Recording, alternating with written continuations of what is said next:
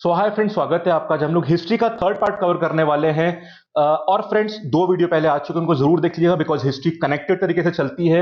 और जितने वीडियो बना रहा हूं मैं आपके लिए, जितने भी एग्जाम है जहां पे हिस्ट्री आता है, उनमें ऑब्जेक्टिव हो या subjective, this information is very very important. इस पूरे वीडियो और पीपीटी का हर लाइन एक पोटेंशियल क्वेश्चन बन सकता है, तो केयरफुली पूरा कंटिन्यूस वीडियो देखते रहेगा, पूरी सीरीज फॉलो करेगा, बहुत फायदा पहुंचेगा आपको। ठीक है, तो स्टार्ट करते हैं फ्रेंड्स। आज पार्ट 3। आज हम काफी वॉर्स और ट्रीटीज की बात करने वाले हैं, and wars and treaties are very very important. और खासकर इस फेज में जब ईस्ट इंडिया कंपनी अपना एक्सपेंशन शुरू कर रही है, तो यहां पे वॉर्स और ट्रीटीज ज्यादा है as compared to the following time. तो अभी थोड़ी ज्यादा ट्रीटी और वॉर्स मिलेंगी आपको, इसलिए इंपॉर्टेंट है। ठीक है, और सबकी बहुत सिंपल बैकग्राउंड से मैं कहानी बताऊंगा आपको। ओके, तो स्टार्ट करते हैं फ्रेंड्स। वॉरेन हेस्टिंग का, जो कि पहले गवर्नर जनरल थे बंगाल के, उनका फर्स्ट हाफ हम लोग देख चुके हैं। क्या देखा था हमने? उनके रिफॉर्म्स, और इसके साथ साथ जो रेगुलेटिंग एक्ट 1773 है उसकी बात करी थी। आज हम लोग वॉरेन हेस्टिंग के एक्सपेंशनिस्ट पॉलिसी की बात करेंगे, जो उन्हें वॉर लड़ी थी, और इसके साथ साथ जो पिट्स इंडिया एक्ट है 1784 का, उसकी बात करेंगे। और वॉरेन हेस्टिंग के इंपीचमेंट से कहानी खत्म कर देंगे। और हम आज 3 वॉर्स की बात करने वाले हैं। पहली वॉर रोहिल्ला वॉर है, दूसरी वॉर थी फर्स्ट एंग्लो मराठा वॉर, और तीसरी वॉर थी सेकेंड एंग्लो मैसूर वॉर। इन तीनों वॉर्स और उनकी एसोसिएटेड ट्रीटी में आपको बताऊंगा। वेरी वेरी इंपॉर्टेंट क्लास, ताकि हम लोग आज हेस्टिंग्स वाला पार्ट, वॉरेन हेस्टिंग वाला पार्ट खत्म करके नेक्स्ट क्लास में कॉर्नवालिस वाली कहानी शुरू करें। ठीक है फ्रेंड्स, तो चलिए शुरू करते हैं। फ्रेंड्स, वीडियो को लाइक जरूर करके जाना, और अगर कंटेंट पसंद आ रहा है या ना पसंद भी आ रहा है तो कमेंट करके जाया करो। Your comments are very valuable for me, they are my motivation. चाहे अच्छा बोले या बुरा, पर कमेंट जरूर करिए। आइए शुरू करते हैं। सो एक्सपेंशनिस्ट पॉलिसी में पहले हम 3 वॉर की बात करनी है। उनमें से पहली है रोहिल्ला वॉर 1774। ठीक है, बैकग्राउंड समझ लीजिए। सो रोहिलखंड जो है, it is a small kingdom. It lies between Oudh and Maratha. तो जो मराठा टेरिटरी और ऊध, जो हम अवध के नाम से जानते हैं, सो ऊध और मराठा टेरिटरी के बीच में एक बफर टाइप की छोटी सी किंगडम थी, जिसे रोहिलखंड के नाम से जाना जाता था। रोहिलखंड के रूलर कौन थे उस टाइम पे जब ये वॉर हुई थी? ये हाफिज रहमत खान। अब 1772 में हाफिज रहमत खान ने एक डिफेंसिव ट्रीटी साइन करी। किसके साथ? नवाब ऑफ ऊद के साथ, because he was fearing an attack by the Maratha. Defensive treaty friends ये होती है, अगर दो लोग ट्रीटी साइन करते हैं कि भाई अगर किसी तीसरे ने हम पे अटैक किया तो हम लोग मिलकर उसका सामना करेंगे, तो एक बचाव की ट्रीटी होती है। सो डिफेंसिव ट्रीटी हाफिज रहमत खान, जो रोहिलखंड के रूलर थे, उन्होंने साइन करी। किसके साथ? ऊद के नवाब के साथ, क्योंकि उनको डर लग रहा था कि मराठा उन पे हमला कर सकते हैं। ठीक है, अब वॉर तो हुई नहीं, मराठास ने अटैक तो करा नहीं, ठीक, बट नवाब ने पैसे मांगे कि भाई डिफेंसिव ट्रीटी हुई थी।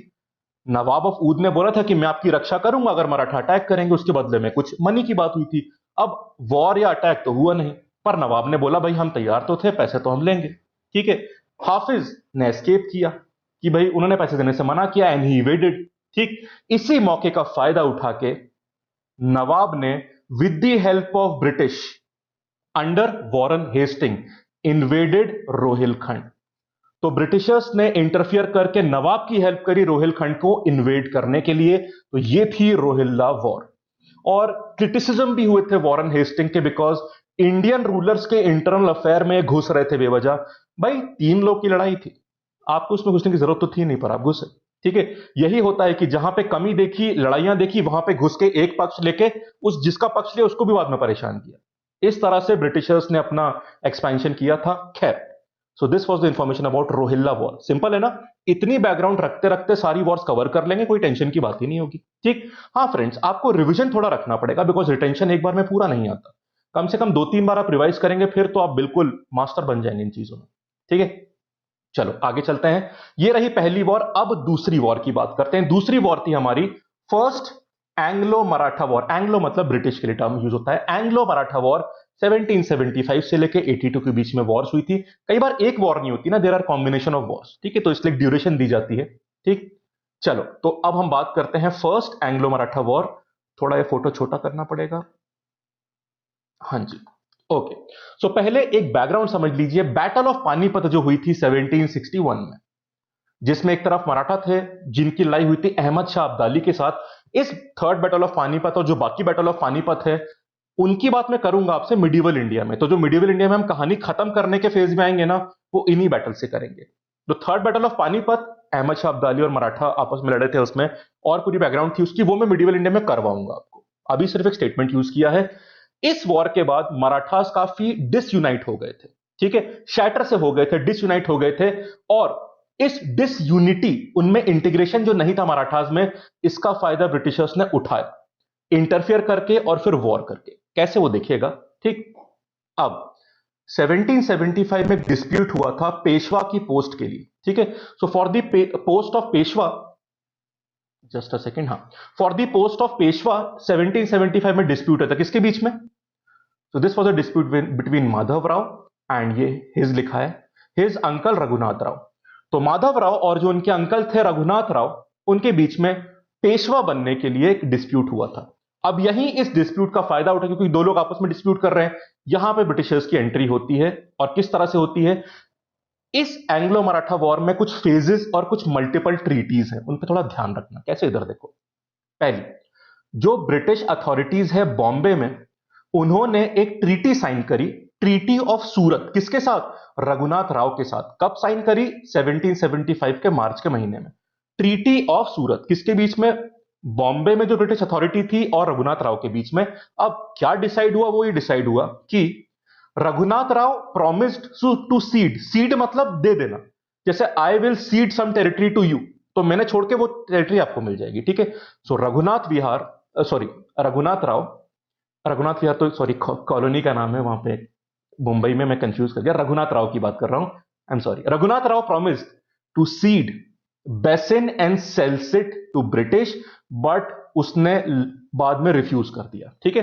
सो ट्रीटी ऑफ सूरत जो साइन हुई थी ब्रिटिशर्स और रघुनाथ राव के बीच में, उसमें रघुनाथ राव ने प्रॉमिस किया था, क्या प्रॉमिस किया था? कि बेसेन और सेल्सिट एरिया ब्रिटिशर्स को वो देंगे, पर वो रिफ्यूज कर गए बाद में। इस कारण से ब्रिटिशर्स ने कैप्चर कर लिया रघुनाथ राव को। उससे पहले फ्रेंड्स एक बात बता दूं मैं आपको, बेसेन और सेल्सिट जो है, ये कुछ जगह के पुराने नाम है। बेसेन मतलब जैसे मुंबई में आपने एक एरिया सुना होगा, वसई एरिया, उसका पुराना नाम बेसेन था।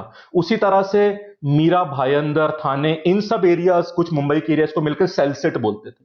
तो ये सब मुंबई के आसपास के एरियाज हैं जिसकी यहां पे बात हो रही है, ठीक है।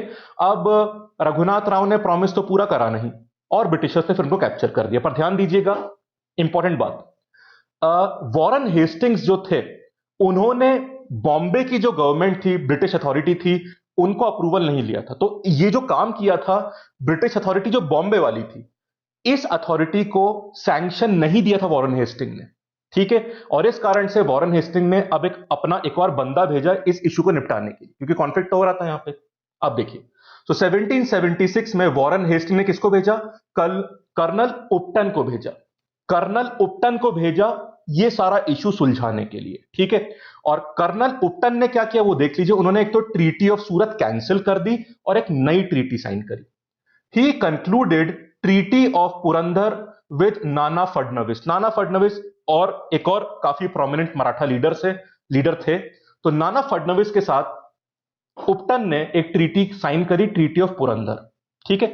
अब उस ट्रीटी के टर्म्स कहते हुए देखिएगा, as per this treaty, the treaty of Purandar, Madhavrao too was accepted as the new Peshwa and Britain would retain the Salsit, और इसके साथ साथ मराठास को एक हैवी वॉर इंडेमनिटी देनी पड़ेगी। मतलब जो एक भार होता है ना वॉर का, वॉर हुई उसका जो एक पेनल्टी कह लो, आप समझ सकते हो, ठीक है। उस तरह से होगी बात क्लियर। तो ये किया उपटन ने ट्रीट। अब फ्रेंड्स देख रहे हो आप, ट्रीटीज आ रही धीरे धीरे, कितना सिंपल मतलब है, पर माइंड में रिटेन करना पड़ेगा, ज्यादा नहीं, जितना बता रहा हूं उतना। पहले ट्रीटी ऑफ सूरत आई, वो कैंसिल होकर अब ट्रीटी ऑफ पुरंदर आ रही है, जो नाना फडणवीस का साइन करी थी उपटन ने, मतलब ब्रिटिशर्स थे उपटन। अब माधवराव टू को नया पेशवा बनाया जाएगा और सेल्सेट एरिया ब्रिटेन रिटेन करेगा, और हैवी वॉर इंडेमनिटी वाला क्लॉज तो था ही यहां पे कि पेनल्टी देनी पड़ेगी ब्रिटिशर्स को, मतलब मराठास ब्रिटिशर्स को देंगे। अब ध्यान दीजिएगा यहां पे कि इस ट्रीटी को भी जो होम अथॉरिटीज है ब्रिटिश की, उन्होंने नहीं माना, और वॉरेन हेस्टिंग ने भी बोल दिया कि it is just a scrap of paper. तो वॉरेन हेस्टिंग ने ट्रीटी ऑफ पुरंदर को क्या बोला? स्क्रैप ऑफ पेपर, मतलब एक पेपर का टुकड़ा है बस, उसे क्या मानना, ठीक है। तो ये ट्रीटी भी फॉलो अप नहीं हुई, ठीक। और तीसरा कदम पे अब कहानी सुलझेगी। वॉरेन हेस्टिंग ने सैंक्शन किया एक operation against the Marathas, but British forces जो कि बॉम्बे गवर्नमेंट के द्वारा भेजी गई थी, they were defeated by the Marathas. ये समस्या होगी। तो दो ट्रीटी हुई। पहले बॉम्बे गवर्नमेंट ने करी, जिसको नहीं माना, मतलब रघुनाथ राव ने तो मना ही कर दिया, पर उसको अप्रूवल भी नहीं था वॉरेन हेस्टिंग का, तो वॉरेन हेस्टिंग ने उपटन को भेजा, जिसने ट्रीटी ऑफ पुरंदर साइन करी। बात वहां पर भी नहीं बनी, वो भी कैंसिल कर दी गई। तो फिर वॉरेन हेस्टिंग ने सैंक्शन किया ऑपरेशन अगेंस्ट द मराठा, पर ये लड़ाई वो फोर्सेस जो बॉम्बे से निकली थी वो हार गई। ठीक है, अब यहां पे फाइनल स्टेज देख लीजिए। 1781 में वॉरेन हेस्टिंग्स किसे भेजते हैं? कैप्टन पॉपहैम को। पॉपहैम को भेजते हैं, and he defeated Maratha chief Mahadji Scindia in multiple wars and captured Gwalior. तो मल्टीपल, ये मराठास के पार्ट थे, तो मल्टीपल वॉर्स हुई, उसमें पॉपहैम ने हराया महदजी सिंधिया को, जो बहुत प्रोमिनेंट मराठा चीफ थे, और ग्वालियर कैप्चर करा गया। और फिर आती आखिरी ट्रीटी, जो कि मई 1782 में साइन हुई थी। It is known as treaty of Salbai. Very very important, treaty of Salbai. ये साइन किसके बीच में हुई थी? It was sign between Warren Hasting and Mahadji Scindia. इन लाइनों पे, हर लाइन पे सवाल बनेगा फ्रेंड्स, बहुत ध्यान से पढ़िएगा। ठीक है, अब इसके टर्म्स क्या है वो देख लीजिए। Salsette and Bassein they were given to Britishers. Raghunath Rao was pension off, कि भाई उनकी छुट्टी कर दी गई पेंशन के साथ। पेंशन ऑफ मतलब पेंशन देके बस उनको मेन लाइन से हटा दिया गया। And Madhavrao too was accepted as the Peshwa. तो माधवराव टू पेशवा बन गए, रघुनाथ राव हट गए, और सेल्सेट बसेन जो पूरे एरिया की कंट्रोवर्सी चल रही थी वो ब्रिटिशर्स को मिल गया। This was the terms of treaty of Salbai, Warren Hasting और महदजी सिंधिया के बीच में। तो सूरत ट्रीटी, पुरंदर ट्रीटी और सालबाई ट्रीटी, तीनों के नाम फ्रेंड्स ऑर्डर में बताया मैंने आपको, याद रखना बैकग्राउंड। समझ गए? चलिए अब आते हैं आखिरी वॉर जो वॉरेन हेस्टिंग के टाइम पे लड़ी गई थी, फिर बस पिटिशन एक्ट की बात करनी, फिर कहानी खत्म हो जाएगी। चलिए, सेकेंड एंग्लो मैसूर वॉर जो 1780 से 84 के बीच में हुई थी, उससे पहले हल्की सी बैकग्राउंड फर्स्ट वॉर की लेनी पड़ेगी, जिसको डिटेल में मिडिवल इंडिया में पढ़ाऊंगा आपको, फिर हम यहां पे वापस आएंगे। ठीक है, खैर, तो पहली एंग्लो मैसूर वॉर कब हुई थी? 1767 से 69 के बीच में। तो 1769 में वॉर खत्म हो गई थी, और उस वॉर में हैदर अली जीता था। Hyder Ali, he was victorious against the Britishers. और फिर एक डिफेंसिव ट्रीटी साइन हुई थी हैदर अली और ब्रिटिशर्स के बीच में। तो पहली वॉर जो हुई थी एंग्लो मैसूर की, जो डिटेल में हम बाद में बात और करेंगे, तो उस वॉर में हैदर अली जीता था और ब्रिटिशर्स हारे थे, और एक डिफेंसिव ट्रीटी साइन हुई थी। पर फिर ऐसा क्या हो गया कि 11 साल बाद दोबारा सेकेंड वॉर हो गई। उन रीजंस को समझना बहुत जरूरी है। देखिए, so reasons for the second Anglo Mysore war, first का तो बता दिया मैंने आपको। रीजन क्या थे? बेसिकली 4 रीजंस थे, समझ लीजिए। पहली चीज, Britain did not fulfill the defensive treaty when Marathas attacked Hyder Ali in 1771। Marathas ने हैदर अली को अटैक किया था 1771 में, तब ब्रिटिशर्स ने डिफेंसिव ट्रीटी को फुलफिल नहीं किया। दूसरी बात, उस टाइम पे बहुत famous American war of independence चल रही थी, वर्ल्ड हिस्ट्री में इसकी बात करेंगे। तो बेसिकली उसमें इंग्लैंड और फ्रांस के बीच में युद्ध होते थे, और फ्रांस किसका अलाय था? हैदर अली का। फ्रेंड ध्यान रखिएगा, मैसूर में हैदर अली या बाद में टीपू सुल्तान जो आए, वो फ्रांस के बहुत अच्छे दोस्त थे। ठीक है, अब ये पूरा सक्सेशन में बताऊंगा आपको कि फ्रांस और इंग्लैंड में और कैसे यहां पे बातें होती हैं। But American war of independence चल रही थी, और उसमें मेनली इंग्लैंड और फ्रांस की लड़ाई होती थी, और फ्रांस किसके दोस्त थे? हैदर अली के। ये भी रीजन था। ठीक, उसके बाद British captured Mahe which was a French settlement within Hyder's territory. तो ब्रिटिशर्स ने माहे को ऑक्यूपाई किया, जो फ्रेंच सेटलमेंट था हैदर की टेरिटरी के अंदर। ये भी रीजन था। और लास्ट रीजन, हैदर अली ने फिर एक ग्रैंड अलायंस भी बनाया था, किसके साथ? Nizam of Hyderabad and the Marathas against the British in 1779। All the alliance successful नहीं हुआ था, बट ये अलायंस बनाया गया था। ये भी एक रीजन था सेकेंड वॉर के होने का। तो इन चारों रीजन के कारण हुई थी सेकेंड एंग्लो मैसूर वॉर। ठीक है, अब ये वॉर किस तरह से होती है उसका प्रोग्रेशन देख लीजिए, और फिर ट्रीटी की बात कर लेंगे। ये देख लो। ठीक, तो कहानी शुरू ऐसे होती है कि British led their forces through the territory of Hyder Ali to capture Guntur which was in northern Circars. ठीक है, सरकार्स या सिरकार्स, स्पेलिंग दोनों तरह के मिलती हैं आपको, सी से स्टार्ट होने वाली स्पेलिंग भी मिलेगी आपको कहीं पे, सरकार दोनों चल जाएगा। ठीक है, तो गुंटूर एरिया के ऑक्यूपाई करने के लिए जब ब्रिटिश आर्मी हैदर अली के एरिया से निकलती है without the permission of Hyder Ali, इस मूवमेंट में उन्होंने हैदर अली की परमिशन नहीं ली थी। ठीक, तो इस कारण से Hyder Ali defeated colonel Baillie and captured Arcot in 1780। तो एक तो कर्नल बेली को डिफीट कर दिया हैदर अली ने, और आर्कोट भी ऑक्यूपाई कर लिया 1780 में। ठीक है, अब यहां से पूरी वॉर शुरू हो चुकी है। वॉरेन हेस्टिंग ने भी काफी चतुराई दिखाई। उन्होंने कन्फेडरेसी को ब्रेक कर दिया। जो ग्रुप बना था ना, निजाम ऑफ हैदराबाद, ये जो ग्रैंड अलायंस बना था, कन्फेडरेशन मतलब ग्रुप मान सकते हो आप, तो निजाम ऑफ हैदराबाद और मराठास का, उसको तोड़ा। कैसे तोड़ा? उन्होंने निजाम ऑफ हैदराबाद का पीस कर ली, और मराठास के साथ भी, जो भोसले वगैरह, जो मराठास में काफी अलग अलग ग्रुप्स थे, उनके साथ फ्रेंडशिप कर ली। तो बेसिकली उस कन्फेडरेशन या फिर अलायंस को तोड़ा। ठीक, और इस कारण से हैदर अली एक तरह से आइसोलेट है, अकेला पड़ गया विदाउट एनी अलायंस। तो बहुत स्मार्टली वॉरेन हेस्टिंग ने उसके अलायंस को तोड़ा, ताकि लोग एक ना हो जाए। क्योंकि फ्रेंड्स, इंडियन पावर अगर एक हो जाती ना, तो ब्रिटिशर्स आराम से हार जाते, पर ब्रिटिशर्स ने उनको एक होने ही नहीं दिया। ठीक, खैर फाइनल वॉर की बात कर लेते हैं। So finally Hyder Ali was defeated by Sir Eyre Coote at Porto Novo on March 1781। तो फाइनल जो वॉर की बात है यहां पे, Haider Ali was defeated by Sir Eyre Coote, this name is very very important, Sir Eyre Coote at Porto Novo in March 1781। ठीक है, और उसके बाद इस वॉर में हैदर अली की डेथ नहीं हुई थी, उनकी डेथ हुई थी दिसंबर 1782 में। Hyder Ali died of cancer, और फिर उनके बेटे टीपू सुल्तान ने टेक ओवर किया। ध्यान रखिएगा, हैदर अली की डेथ तो कुछ टाइम तक सीक्रेट रखा गया था, जब तक टीपू सुल्तान उस पोस्ट को संभालने लायक बड़े नहीं हो गए थे। ठीक है, तो कुछ समय तक इसको हिडन रखा गया था, इस चीज को, कि वो नहीं रहे। कैंसर से उनकी डेथ हुई थी। ठीक है, एक ट्रीटी और देख लीजिए, फिर आगे चलते हैं। देखिए, और जो ट्रीटी हुई थी किसके बाद? सेकेंड एंग्लो मैसूर वॉर के बाद। उस ट्रीटी का नाम है ट्रीटी ऑफ मैंगलोर। ईयर देख लो 1783। क्या हुआ था इसमें? All the conquest were mutually restored, मतलब इसकी इनकी इनके पास, उनकी उनके पास, और प्रिजनर्स को भी आजाद करके आपस में भेज दिया गया था। So all the conquest were mutually restored. ठीक है फ्रेंड्स, तो ये कहानी तब देखा आपने। एक सवाल पूछ लूं मैं आपसे कि भाई ट्रीटी ऑफ मैंगलोर किस वॉर से रिलेटेड है, तो सीधा आंसर क्या आना चाहिए? Second Anglo Mysore war. पर ऑप्शन में और क्या क्या होगा? First Anglo Mysore war, Anglo Maratha war, बहुत सारी वॉर्स होंगी। इसीलिए ट्रीटी में क्या हुआ था, किसके बीच में हुई थी, और कौन सी वॉर से रिलेटेड है, इसको सिस्टमैटिकली पढ़ना बहुत जरूरी है। तो तीनों वॉर खत्म हो गई, हमने बात कर ली, हमारी रोहिल्ला वॉर भी खत्म हो गई, जो हमने फर्स्ट एंग्लो मराठा वॉर की बात करी थी, और सेकेंड एंग्लो मैसूर वॉर। तीनों वॉर्स खत्म, ट्रीटी बता दी मैंने आपको। ओके, अब एक एक्ट की बात और करनी है, फिर वॉरेन हेस्टिंग का टाइम खत्म।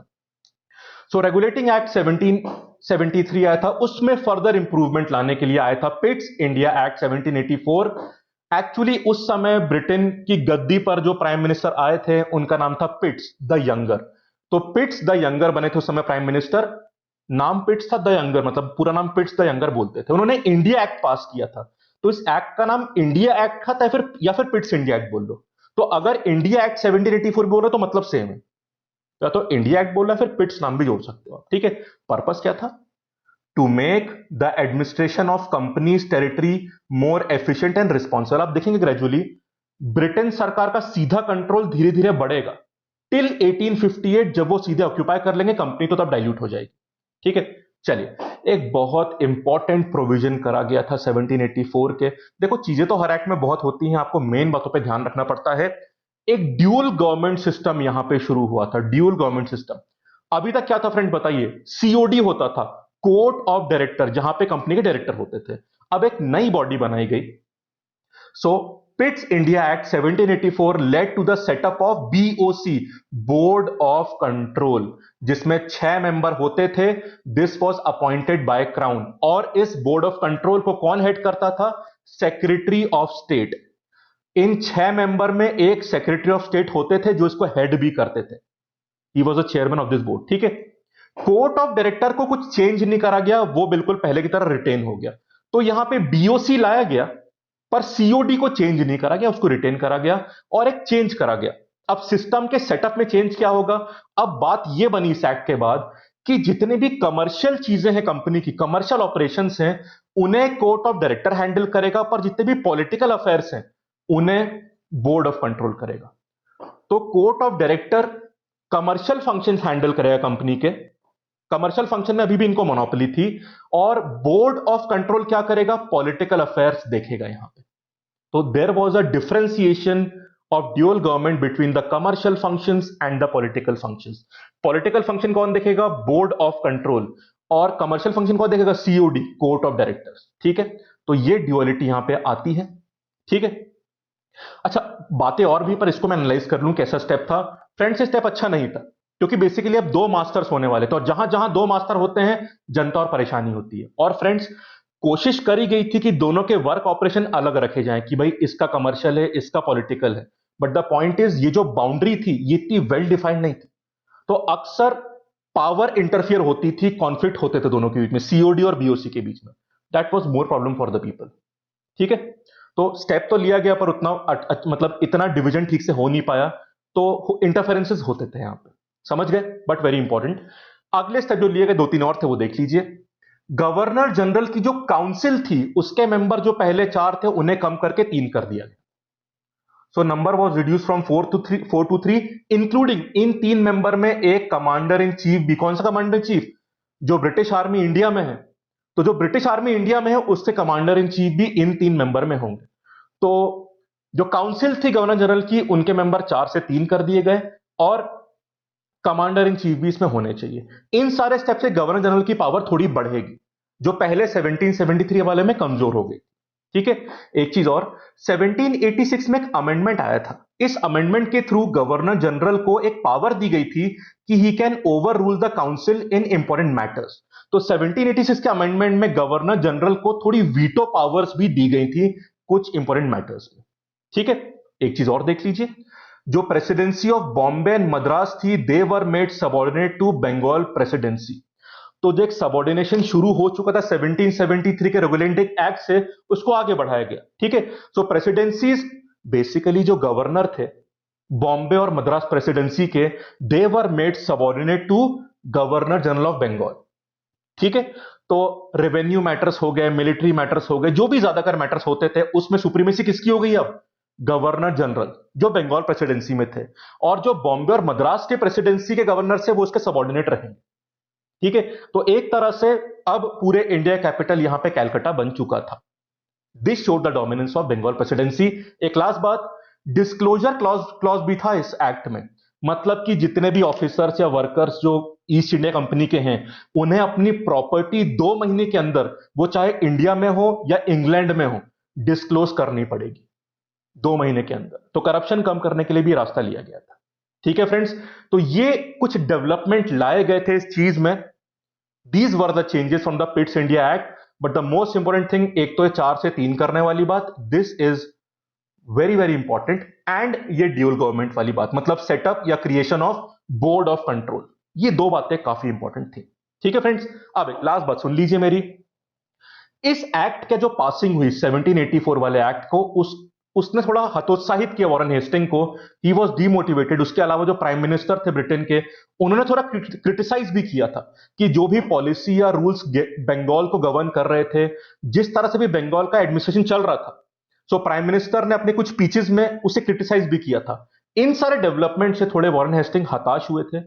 उनको लगा कि उनको पर्सनली कुछ नेगेटिव बोला जा रहा है, तो वॉरेन हेस्टिंग रिजाइन कर दिए और ही लेफ्ट इंडिया। कब? जून 1785। जून 1785 में वॉरेन हेस्टिंग ने रिजाइन किया और वो इंडिया से चले गए। अब 1787 में Warren Hasting was impeached by the parliament of Britain. ठीक है, फॉर एडमिनिस्ट्रेटिव एक्सेसेस। एक्सेसेस मतलब जब आप अपनी पावर का बहुत एडिशनल या एक्स्ट्रा या कुछ गलत यूज कर लेते हो, जो थोड़ा मिस यूज, एक्स्ट्रा यूज जो हो जाता है ना, उसको बोलते हैं एडमिनिस्ट्रेटिव एक्सेसेस। इस कारण से वॉरेन हेस्टिंग को ब्रिटेन की पार्लियामेंट ने इंपीच किया था। और जो एडमंड बुर्क है, वो चार्जेस पुट फॉरवर्ड, जो चार्जेस बॉट फॉरवर्ड करे थे हेस्टिंग के अगेंस्ट, वो करे थे एडमंड बर्क ने। So Edmund Burke brought forward 22 charges against him. Against whom? Warren Hasting, जिसके कारण उनका इंपीचमेंट हुआ था। उन बहुत सारे चार्जेस में कुछ चार्जेस मैं बता दूं आपको यहां पे। रोहिल्ला वॉर, ये तो हम पढ़ ही चुके हैं। दो चीजें और है, Nand Kumar case and treatment of Raja Chait Singh of Banaras. ठीक है, ये दो बातें थी। अब देखिए नंद कुमार, बस दोनों केस का सिंपल एक बात समझ लीजिए।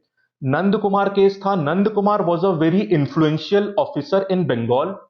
उन्होंने फोर्जरी करा था, नंद कुमार ने फोर्जरी वाली गलती करी थी पर उसके लिए सुप्रीम कोर्ट ने इनको फांसी की सजा सुना दी। He was hanged. किसके लिए? फोर्जरी की छोटी सी सजा के लिए इनको फांसी की सजा सुना दी थी।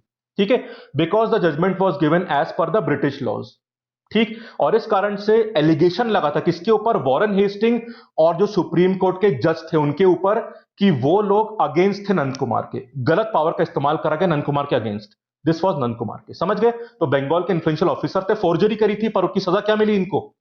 फांसी चढ़ा दी गई इनको। ठीक है, और इस कारण से काफी एलिगेशन हुए थे किसके ऊपर? वॉरेन हेस्टिंग और जो जज थे उस समय सुप्रीम कोर्ट के। ठीक है, एंड राजा चैत सिंह बनारस के थे, ये अपना जो ट्रिब्यूट है, जो पेमेंट होता है, उसको देने में लेट हो गए थे, तो इन पे काफी हैवी पेनल्टीज लगाई गई थी और इनको अनफेयर तरीके से अपनी पोजीशन से डिस्पोज भी कर दिया गया था। ठीक, तो इसके लिए भी वॉरेन हेस्टिंग की बुराई या उन पे थोड़े इल्जाम लगे थे कि आपने दोबारा एडमिनिस्ट्रेटिव एक्सेस किया था। ठीक है, तो ये था राजा चैत सिंह वाला केस, बनारस वाला केस। ठीक है, फाइनली बट वो लड़े अपना केस, उन्होंने अपना पॉइंट प्रेजेंट किया और 1795 में वॉरेन हेस्टिंग वाज एक्विटेड। तो 1787 में इंपीचमेंट तो हो गया, बट उन्होंने अपना पॉइंट भी रखा। पूरा इस पूरी कहानी के अंत में 1795 में अक्विट हो गया। अक्विट मतलब चार्जेस खत्म हो गए। वेन यू आर, इंग्लिश का ध्यान रखना, वेन यू आर अक्विटिंग या किसी का अक्विटल कर रहे हो आप, मतलब उसको फ्री कर रहे हो, उससे चार्जेस हटा रहे हो आप। तो आखिरी में निर्दोष साबित हुए वॉरेन हेस्टिंग, फिर उनको पेंशन मिलती रही और आखिरी में 1818 में उनकी डेथ हो गई। ये कहानी थी वॉरेन हेस्टिंग की, one of the most important governor generals in our history. ठीक है, तो यहां पे नई कहानी खत्म करते हैं फ्रेंड्स, रिवीजन ठीक से करते रहिएगा।